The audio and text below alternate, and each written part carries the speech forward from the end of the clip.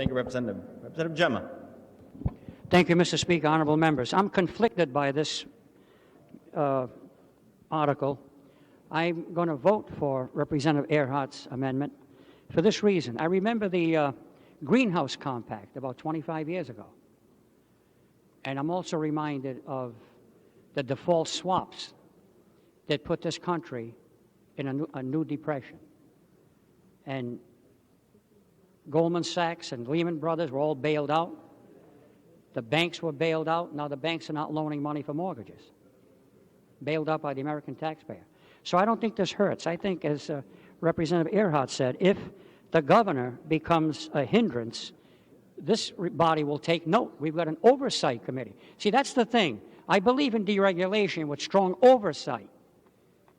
Congress didn't do that with the default swaps. They fell down on that one. So I don't think this is a bad amendment. I think we have shown great fluidity in seeing if the governor is a hindrance, that we could intervene with our oversight. Thank you very much. Thank you, Representative Gemma.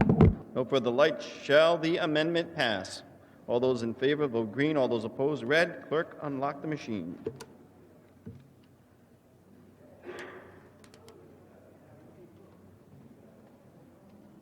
All reps voted. Clerk, please lock the machine. 21 in the affirmative, 48 in the negative. The amendment fails. Representative Lima, I believe you have an amendment. Yes, Mr. Speaker, members of the House. The amendment number is LC 024236.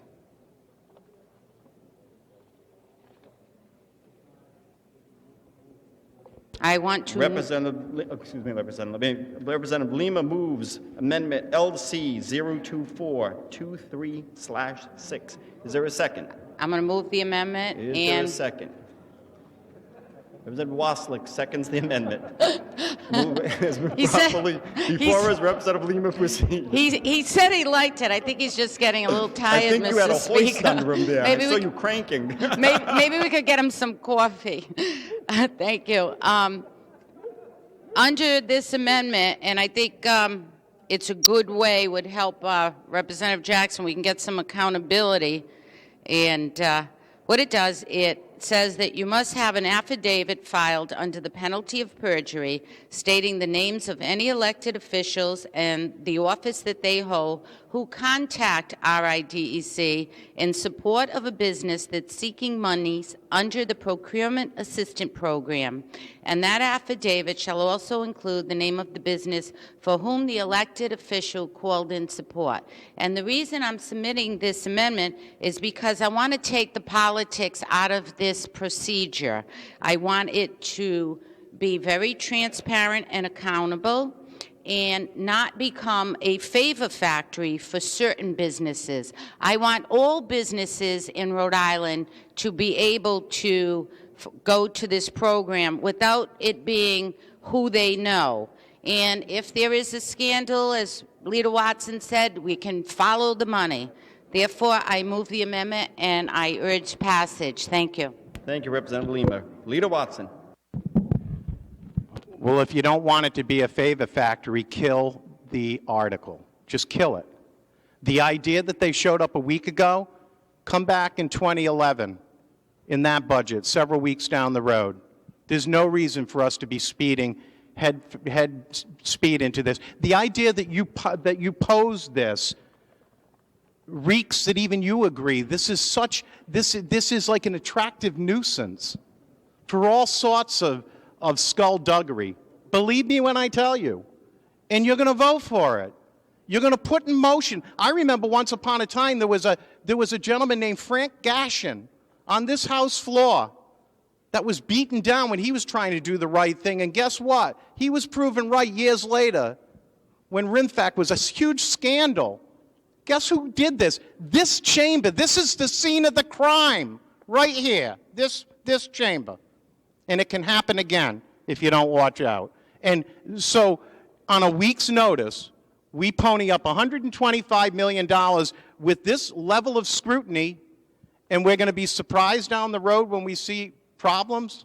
I won't be, but I'm not voting for this. Representative Trillo.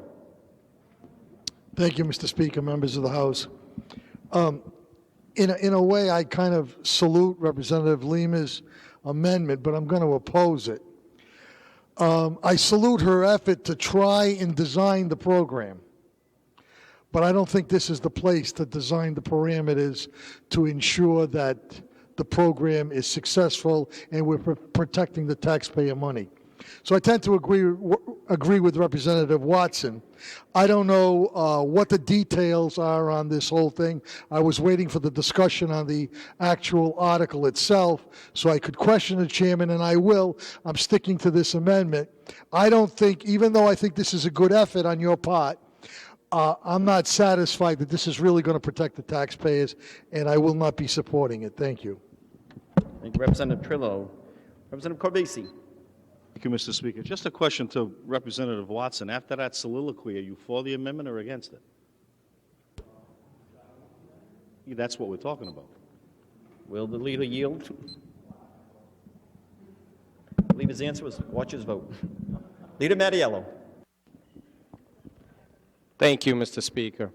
I'm not sure exactly what this is designed to address. I'm sure it's well-intentioned. However, just understand that if a constituent calls one of us for help and direction, and we call down there to try to get information to help them, your name will somehow be placed on some type of affidavit as though you were doing something nefarious when you're actually doing your job for your constituency.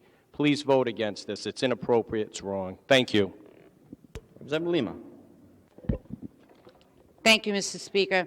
If a constituent calls me and asks me for help, and I call EDC for help, there's nothing wrong with that. And I'm not saying there is anything wrong with that. Is there anything wrong with all the finance reports we have to file? Is that automatically we think nefarious? All it is giving accountability and transparency. There's nothing that indicates, why would you even go down that road, that it's nefarious? Make the call. If you're not doing anything wrong, you should never be afraid to put your name on something. I think it's only when you are doing something wrong that that fear comes up. I'm not sure if I'm going to vote for this or not. I'm going to listen to the debate on the bill, and I have some questions for the chairman. But I do know that accountability and transparency is never a bad thing. So I urge your support, even yours, Representative Trillo. No further lights. Shall the amendment prevail? All those voting in favor of it, green. All those opposed, red. Clerk, please unlock the machine.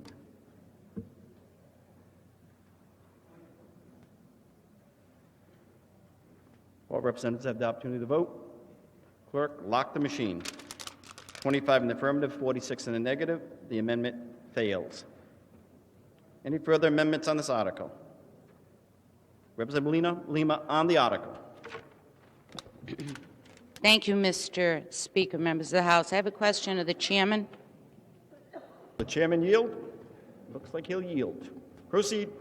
Mr. Chairman, on page 59 on section 2, that was not in the original budget proposal. Did that have a hearing, and for who was that section put in? Chairman Costantino. 59, I'm sorry, Correct. Section 2, whereas the state, Correct.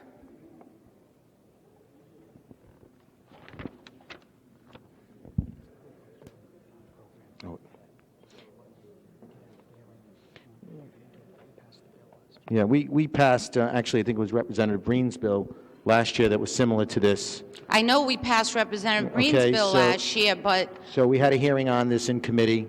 when did you have a hearing on this in this article in your committee? Last week. Last week you Last had week a we hearing? had a hearing, and since we had a hearing in committee last year, the committee was But familiar with the I'm issue. talking about this year. Yes, I told you last week. Last week there was a hearing? There was a hearing on it, and a bunch of businesses testified, similar to the year before, and about the value of this program. So we, And who was this put in for? I'm sure it wasn't Representative Green, but what lobbyists, who put this section in? Who was requesting it? Who did you have a conversation I don't think there with? was anybody, a matter of requesting it. We liked the program last year, and we wanted to see it in the budget this year. So there was no conversations with lobbyists or Well, there's anything? always conversations with, And who you know, were those Mindy Penny was who ran one of the small businesses, who testified in committee. There's always conversations with lobbyists and small businesses. So, you know, I mean, you may want to use the term lobbyist as that negative, evil Oh, no, I like word. the lobbyists. Okay, but I invite them you to my know, fundraiser. I know- think they I know do a you lot do. of good things. I know you do. But, I mean, this was a program that the committee heard last year, committee heard it this year, and there was a sense in this whole article that EDC and the business community need some new mechanisms to get this economy flowing, and some new, especially with banks, you know, cutting their ability to lend money. Was this the bank lobbyists that were pushing for this No, section? it was not the bank lobbyist, no. Okay. So why was it put in Because this there's a sense, article and not there's passed as a bill? There's a sense on the procurement issue that Rhode Island businesses are not taking advantage of particularly federal and particularly defense contracts in the state of Rhode Island.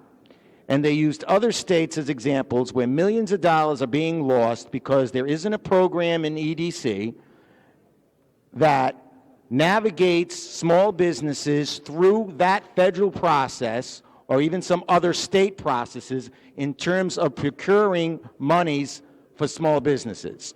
So that's what this program does. That's why we passed it last year in committee, and that's why we put it in the EDC package this year. There was actually a third piece of this act that we could not do, and that was the Slater Fund. And because the Slater Fund is a nonprofit, it was a little more technical Okay, in and nature, Mr. Chairman, so we couldn't put it in. I don't mean to be rude. So this was heard and passed on Thursday in one day? No. The hearing was a week before the committee vote. But this was not in the original bill at the hearing?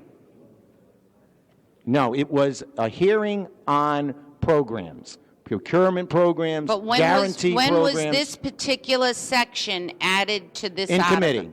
committee. On the day it But was the voted? hearing was a week before. But not on this section? Yes. Yes, we did a hearing on EDC, economic development. No, I'm not asking that. And let me make myself clear. The hearing the week before was on Article 7. Week before committee. The- No, it's a new article. As you said, it wasn't in the original governor's proposal. Correct. So we did a hearing on economic development. We wanted to put something in the supplemental that we could do quickly, help businesses quickly.